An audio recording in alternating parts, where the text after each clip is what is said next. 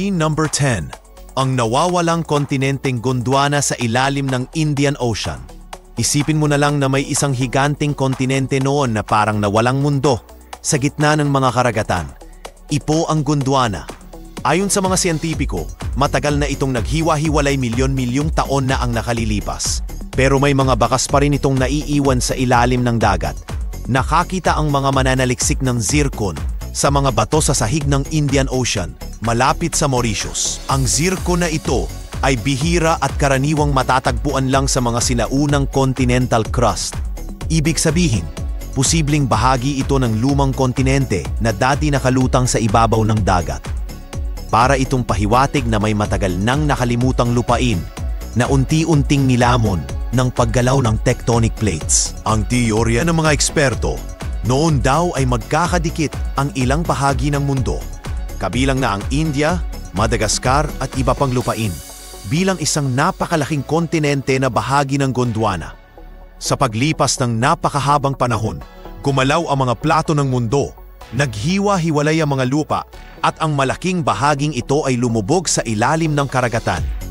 Ngayon, si Mauritius na lang ang nakikita nating piraso na posibleng natira sa lumang higanteng kontinente, o kaya na may bagong lupaing nabuo sa ibabaw ng lumang pundasyon nito.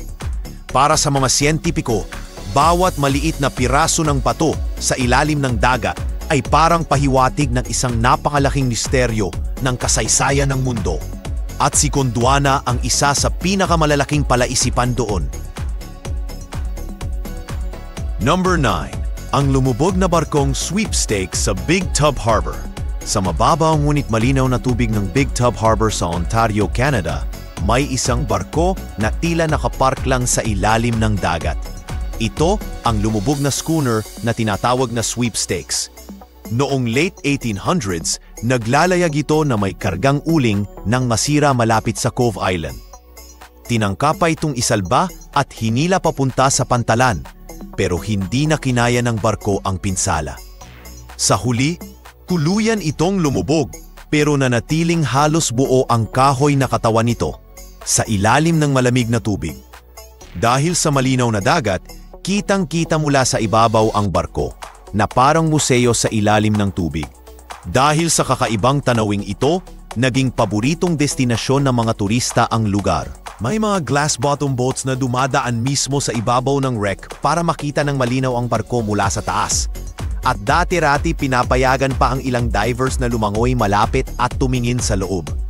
Ngunit habang tumatagal, napansin ng mga eksperto na unti-unting nasisira ang barko dahil sa mga bula ng hangin at galaw ng mga diver. Kaya ngayon, mas kontrolado na ang paglapit dito upang mapreserba ang sweepstakes para sa susunod pang mga henerasyon. Sa bawat pagbisita ng turista, para silang sumisilip sa isang nakapirming sandali ng kasaysayan, isang barkong nakahimlay sa ilalim ng tubig, tahimik na nagkukwento ng nakalipas na panahon. Number 8. Ang libingan ng mga sasakyan sa ilalim ng Lake Baikal.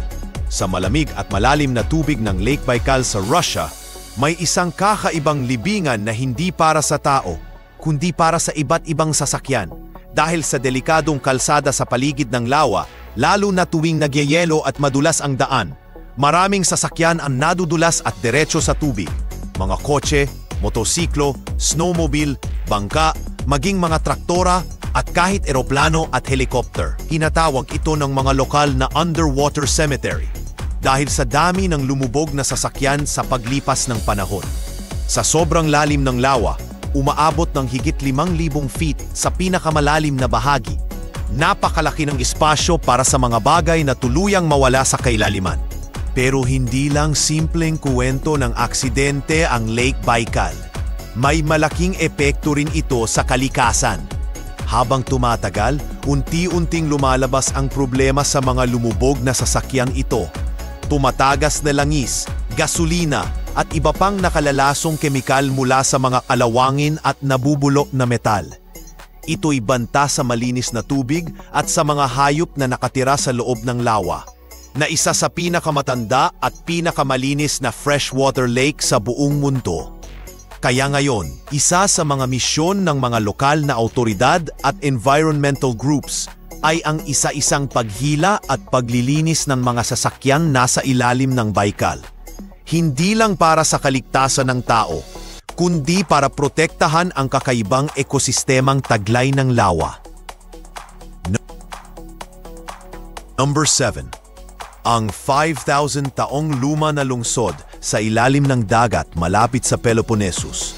Isipin mo, ang isang sinaunang lungsod na parang galing sa alamat, kumpleto sa maayos na kalsada, 2 palapag na bahay, sariling hardin, imbakan at mga tubo ng tubig. Pero lahat ito'y nakalubog sa dagat malapit sa Peloponnesus sa Greece. Inatay ang higit 5,000 taon na ang tanda ng lungsod na ito at ayon sa mga arkeologo, posibleng bahagi ito ng isang maunlad na sentrong pangkalakalan noong sinaunang panahon. Nakita sa lugar ang mga malaking imbakan ng butil, mga palayo, estatwa at iba pang relic na nagpapakitang hindi ito simpleng baryo lamang, kundi isang organisadong komunidad na maunlad para sa panahon nito. Ang nakakagulat, mas maayos pa ang urban planning nito kaysa sa ilang modernong syudad ngayon. May malinaw na grid ng kalsada at organisadong pagkakahanay ng mga bahay. Pinaniniwalaan na nilamon ng dagat ang lungsod na ito matapos ang isang malakas na lindol, ilang libong taon na ang nakalilipas. Dahil dito, nanatili itong nakatago at napreserba sa ilalim ng tubig sa mahabang panahon. Ngayon, ang mga diver at siyentipiko ay maingat na nag-eksplora sa lugar, dokumentado ang bawat istruktura para subukang basahin ang nakatagong kasaysayan ng mga taong minsang nanirahan doon. Wala pa ring nakatitiyak sa tunay na pangalan at kwento ng lungsod na ito, pero malinaw na ang mga nagtatag nito ay daan-daang taon ang advance kumpara sa ibang kabiasnan sa paligid nila. Sa bawat bagong tuklas na pader, bintana o estatwa, mas lumalalim ang misteryo at mas lalo itong nagiging parang tunay na lost city ng Mediterranean. Nang paano nabuhay ang mga sinaunang tao sa gilid ng dagat at kung gaano kalakas ang impluensya ng pagbabago ng kalikasan sa mga sibilisasyon. Number 5. Ang Museo Atlántico, museo sa ilalim ng dagat sa Lanzarote. Sa ilalim ng dagat malapit sa Lanzarote sa Canary Islands, may isang museo na hindi mo mabibisita sa pamamagitan lang ng paglalakad. Kailangan mong sumisid. Ito ang Museo Atlántico, isang underwater museum na likha ng British artist na si Jason De Caers Taylor, isang sculptor at diver na kilala sa paggawa ng mga obra sa ilalim ng dagat. Mahigit ang atong eskultura ng tao, lahat life-size na kumakatawan sa iba't ibang edad, lahi at antas ng buhay, ang mainat na inilagay sa ilalim ng tubig. Ang pinakakilala sa mga ito ay ang Human Gyre, isang bilog na grupo ng mga estatwang parang umiikot na agos ng mga tao. Idinisenyo para maging parang artificial reef na paboritong tambayan ng mga isda at iba pang lamang dagat. Lahat ng materyales na ginamit ay espesyal na ginawa para hindi malason o masira ang tubig at ekosistema ng dagat. Hindi lang basta art installation ang Museo Atlántico, isa rin itong matapang na pahayag tungkol sa climate change at panangalaga sa kalikasan. Sa bawat estatwa, makikita ang mga simbolo ng modernong buhay, mga taong abala sa cellphone, mga refugee, mga batang nakatingin sa hinaharap, at marami pang iba. Habang pinapanood ito ng mga diver at snorkeler, unti-unti ring inaangkin ng korales, algae, at mga isda ang mga eskultura, kaya nagiging buhay na bahagi ng dagat ang sining. Sa ganitong paraan, nagiging pulay ang museo sa pagitan ng tao at kalikasan. Isang paalala na nagsimula ang buhay sa karagatan at hanggang ngayon ay nakasalalay pa rin sa kalusugan ng mga dagat ang kinabukasan ng mundo. Number 4. Sinaunang rhinoceros at lumulubog na pamayanan sa Black Sea. Kapag iniisip natin ang mga bagong tuklas na nilalang sa ilalim ng tubig, madalas pumapasok sa isip natin ang kakaibang isda o hayop dagat. Pero sa kailaliman ng Black Sea, malapit sa Odessa, ibang klaseng nilalang ang natagpuan ng mga diver. Isang prehistoric rhinoceros na naging fossil na tinatawag na Chalicotherium chelateria sa binanggit sa source. Ang halimaw na ito ay higit 10 talampakan ng haba at may mababangis na pangil sa halip na mga sungay na karaniwan nating nakikita sa modernong rhino. Itinuturing itong isa sa mga ninuno ng mga makabagong rhinoceros at ang pagkakapreserba nito sa ilalim ng tubig ay nagbibigay sa mga siyentipiko ng napakahalagang pahiwatig tungkol sa mga hayop na nabuhay libo-libong taon na ang nakalilipas. Para itong piraso ng nakalimutang mundo na biglang inihain mula sa kailaliman ng dagat. Pero hindi rhinoceros lang ang sikreto ng Black Sea. Kasabay ng fossil, natagpuan rin ng mga labi ng mga lumang kahoy na gusali sa ilalim ng dagat. Ang mga istrukturang ito ang naging matibay na ebidensya na ang bahagi ng Black Sea na ito ay minsang tuyong lupa na tinitirhan ng mga tao. Ayon sa mga pag-aaral, malamang na isang napakalakas na pagbaha mula sa Mediterranean Sea, libu-libong taon na ang nakalilipas ang lumamon sa lupang ito at nagpulubog sa buong pamayanan. Ngayon, ang pinaghalong fossil ng sinaunang hayop at mga labi ng tirahan ng tao sa ilalim ng tubig ay nagsisilbing paalala kung gaano kabilis kayang baguhin ng kalikasan ang mundo at kung gaano karaming kwento pa ang nakabaon sa mga lugar na akala natin ay tahimik lang na dagat. Number 3. Ang muling sumisibol na templo ng Santiago sa Chiapas, Mexico. Sa isang reservoir sa Chiapas, Mexico, may isang kakaibang simbahan na hindi mo basta-basta makikita, maliban na lang kung bumaba ang level ng tubig. Ito ang Templo of Santiago, isang simbahan na itinayo pa noong 16th century ng mga Spanish settlers. Ayon sa mga tala, dinesenyo itong maging sentro ng isang malaki at maunlad na bayan. At mayroon pa itong mataas na kampanaryo na tila nagsasabing dito sisibol ang bagong lungsod. Pero hindi dumating ang inaasahang dami ng tao at kalaunan tinamaan ng salot ang mga iilang naninirahan doon. Unti-unting iniwan ng mga tao ang lugar hanggang sa tuluyan itong maging ghost town noong 18th century, isang kumpletong simbahan na walang kongregasyon. Noong 1960s, tuluyan nang nawala sa paningin ang templo nang itayo ang isang hydroelectric dam na lumamon sa lupa at sa simbahan. Inilubog ang lahat sa ilalim ng tubig. Sa loob ng mga dekada, tahimik lang itong nakahimlay sa ilalim ng reserbaher. Ngunit nang dumating ang matinding tagtuyot, unti-unting bumaba ang tubig at muling sumilip ang templo ng Santiago, parang multo ng nakalipas na panahon. Dahil dito, naging paboritong destinasyon ito ng mga turista at may mga bangkang naglalayag papalapit para makita ng malapitan ang lumang simbahan. Ang bawat batong nakalitaw sa ibabaw ng tubig ay parang pahina ng kasaysayan na muling binubuklat. Nagpapaalala na may mga lugar sa mundo na minsang naging buhay, nawala at ngayon ay muling nagpaparamdam sa atin sa pinakadiwa ng salitang nawalang lungsod. Number 2. Trahedya ng SS Baron Gauch sa gitna ng mimalang karagatan. Ang SS Baron Gauch ay isang malaking Austro-Hungarian passenger ship na ginawang supply ship nang sumiklab ang unang digmaang pandaigdig. Mahaba ito ng halos 300 talampakan at pinapagana ng makapangyarihang steam engine. Kaya isa itong simbolo ng lakas at modernong teknolohiya noong panahon na iyon. Pero sa kabila ng laki at tatag nito, isang simpleng pagkakamali ng tao ang naging dahilan ng trahedya.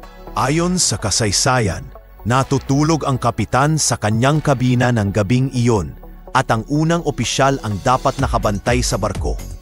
Ngunit iniwan niya ang tulay ng walang pahintulot at ipinaubaya ang kontrol sa isang batang opisyal na kulang pa sa karanasan. Isang desisyong babalikan sila ng kapalaran. Hindi alam ng batang opisyal na si Tensa na nasa mapanganib na lugar na pala sila. Sa dagat na iyon ay naglagay ng mga mina ang kanilang sariling hukbo upang protektahan ang isang kalapit na pantalan. Dahil sa maling direksyon, lumihis ang barko ng milya-milya mula sa orihinal na ruta at tuluyang pumasok sa mismong minefield na dapat ay iniiwasan nila. Nang mapagtanto ni Tensa ang pagkakamali at subukang ibalik sa tamang daan ang barko, huli na ang lahat. Sumalpok ang SS Baron Gouch sa isang mina at lumubog sa loob lamang ng 7 minuto. Matapos ang insidente, humarap sa paglilitis ang buong command crew dahil sa kapabayaan.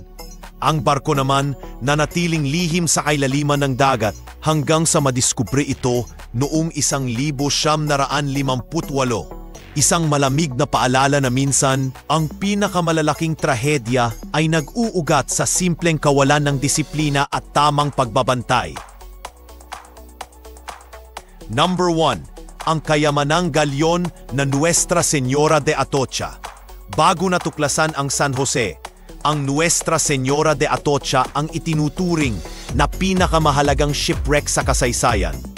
Isa itong Spanish galleon na lumubog noong 1622 sa gitna ng malakas na bagyo, malapit sa baybayin ng Florida.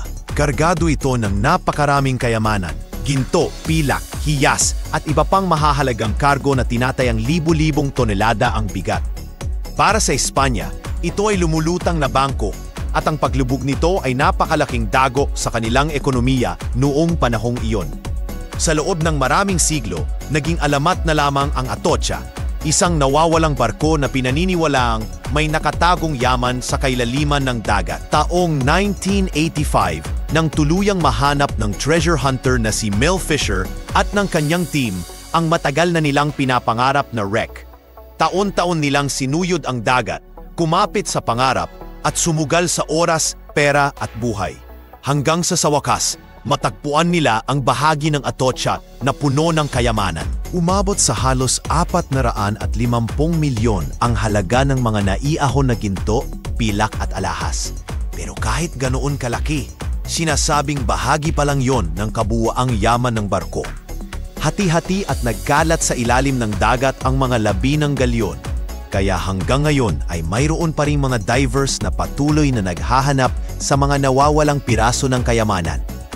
Ang Nuestra Señora de Atocha, sa huli, ay hindi lang kuwento ng pera at ginto. Ito rin ay kuwento ng pagsusumikap, pananampalataya sa pangarap, at ng hindi mawawalang pagnanais ng tao na tuklasin ang mga lihim na itinatago ng dagat.